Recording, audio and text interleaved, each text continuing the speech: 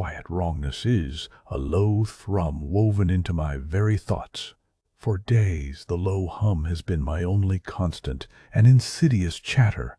Others hear nothing. This chorus of whispers exists only within my skull. No music, no white noise, no frantic distraction can drown out the murmur.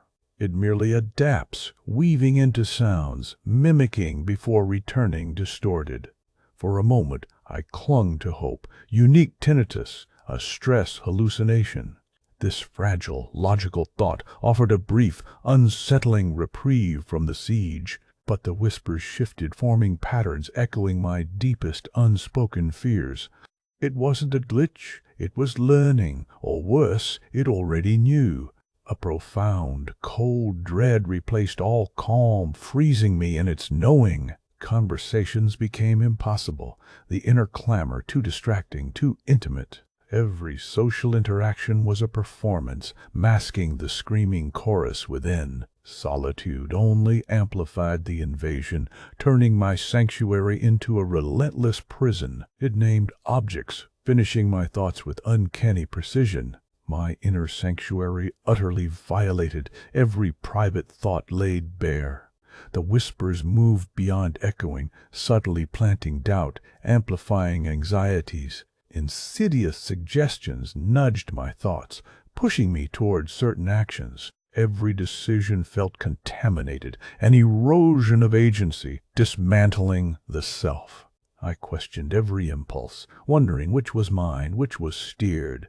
The struggle became constant, asserting my will against an invisible force. My identity blurred, my own voice lost beneath the incessant, knowing chorus. It wasn't just suggestion, it was reshaping my inner landscape. In desperation, my mind fixated on an origin, a single point of beginning. Then chilling clarity, the button, an impulsive press, forgotten curiosity. For a terrifying moment, the whispers hummed a triumphant note, acknowledging their source. The connection was undeniable, the initiation absolute, the consequences irreversible. What was done could not be undone, the mechanism set, its purpose fulfilled. There was no escape from its grasp, only acceptance of this new reality. The whispering began its final transformation, an intrinsic part of my perception.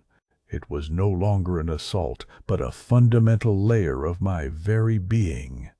My internal landscape was forever altered, shaped by its constant, knowing presence.